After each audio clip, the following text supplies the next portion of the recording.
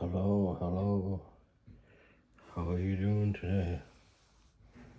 Welcome back.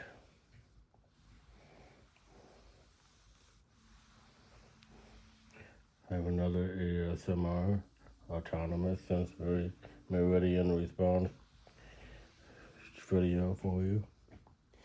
My name is Andrew Westberg at Andrew Westberg 1126.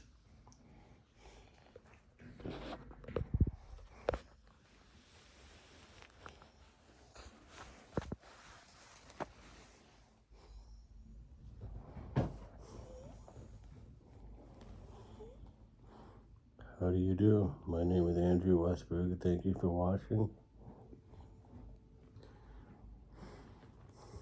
I have something I'd like to read to you today, but before we get started, I think I'll just take the time to fold up the microfiber cloth.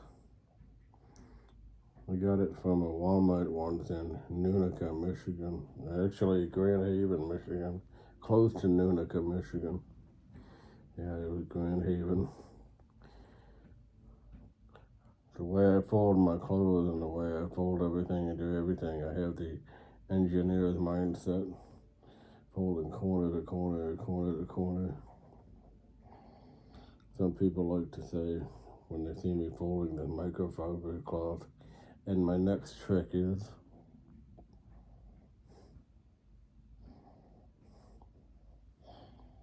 alright, so I have this, I use this to wipe down my glasses, clean up my spectacles, whatever you may want to call it.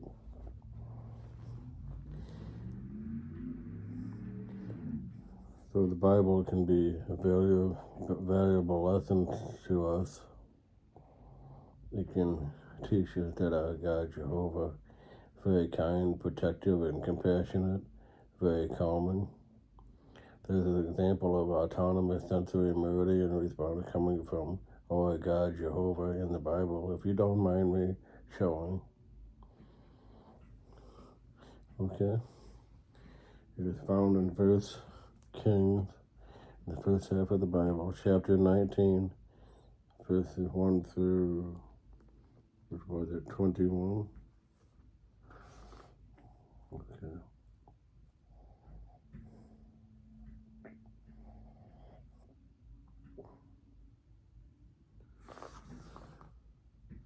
First Kings chapter 19. And it starts on page 515 in the 2013 revision of the New World Translation of the Holy Scriptures. Okay. Remember, keep a smile on your face. That's what my mother always used to tell me. Father, on the other hand, he said that's not for men, neither love and emotion, but that's not true.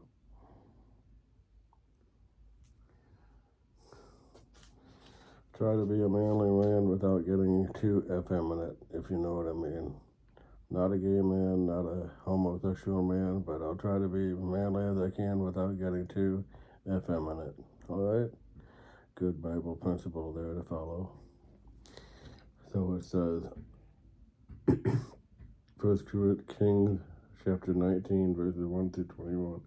Then Ahab told Jezebel all that Elijah had done and how he had killed all the prophets with the sword. At that, Jezebel sent a messenger to Elijah, saying, So may the gods do to me and add to it, if by this time tomorrow I do not make you like each one of them. At that he became afraid, so he got up and ran for his life. He came to Beersheba, which belongs to Judah, and he left his attendant there. He went a day's journey into the wilderness and came out and sat down under a broom tree and asked that he might die. He said, It is enough. Now, O Jehovah, take my life away, for I am no better than my forefathers. So is this a healthy way to be suicidal? Was he suicidal?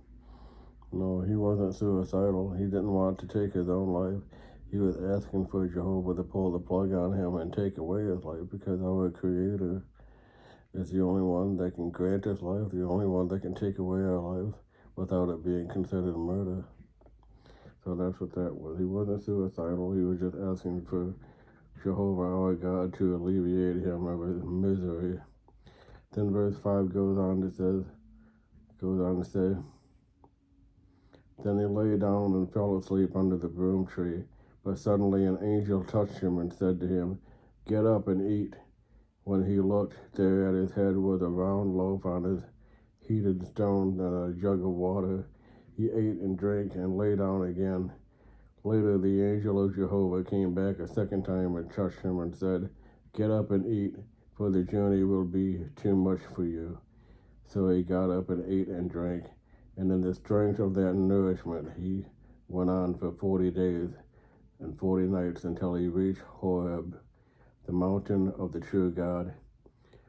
There he entered a cave and spent the night, and look, Jehovah's word came to him, telling him, what are you doing here, Elijah?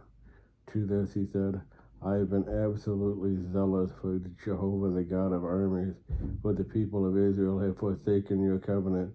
Your altar they have torn down, and your prophets they have killed with the sword, and I am the only one left. Now they are seeking to take my life away. But he said, now this is Jehovah talking, go out and stand on the mountain before Jehovah.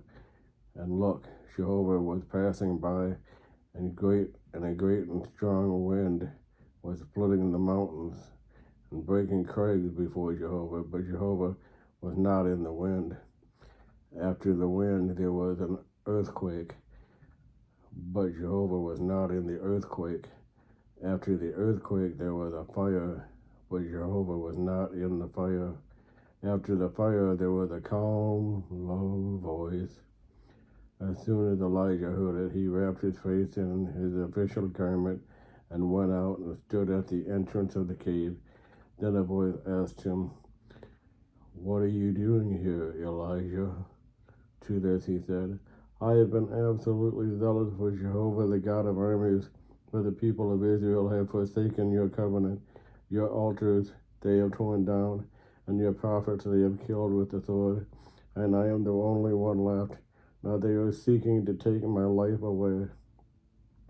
Jehovah said to him, return and go to the wilderness of Damascus. When you arrive, anoint Hazael as king over Syria, and you should anoint Jehu, the grandson of Nimshi, as king over Israel. And you should anoint Elisha, the son of Shaphat, from Abimelech, and as prophet to take your place. Anyone escaping from Hazael's sword, Jehu will put to death, and anyone escaping from Jehu's sword, Elisha will put to death. And I still have left 7,000 in Israel, all whose knees have not bent down to Baal, and whose mouths have not kissed him. Okay. So he went from there and found Elisha, the son of Shaphat, while he was plowing with 12 pairs of bulls ahead of him, and he was with the 12th pair. So Elijah went over to him and threw his official garment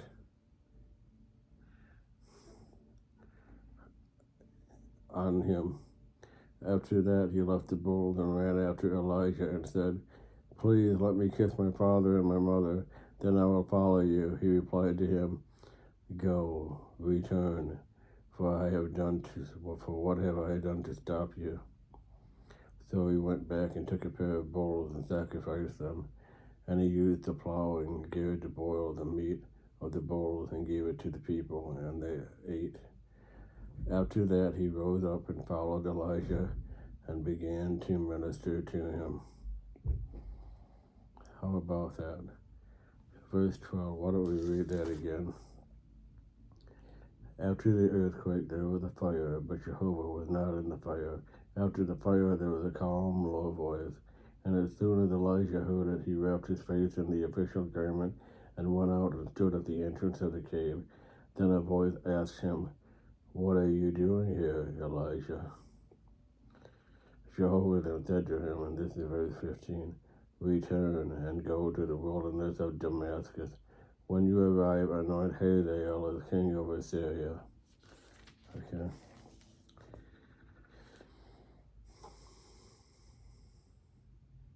This is what it says in the latter part of verse 20.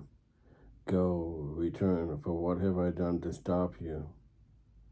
So he went back and took a pair of bulls and sacrificed them, and he used the plowing gear to boil the meat of the bulls and gave it to the people, and they ate.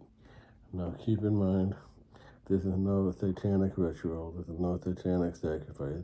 Back in those days, animal sacrifices were necessary because Jesus hadn't come to the earth yet to offer up his only human life as a sacrifice, his only human perfect life as a sacrifice to redeem all of mankind from their trespasses. Hebrews 10:4 says, for sin cannot be taken away by the blood of bulls and the blood of goats. Right? It's a perfect example of autonomous sensory meridian response to being calmed down by Jehovah, our loving creator. Thank you for watching, and thank you for stopping by. Thank you for checking out my channel, Andrew Westberg 1126. Don't forget to check out jw.org. Alright? My name is Andrew Westberg, and until next time, see you later.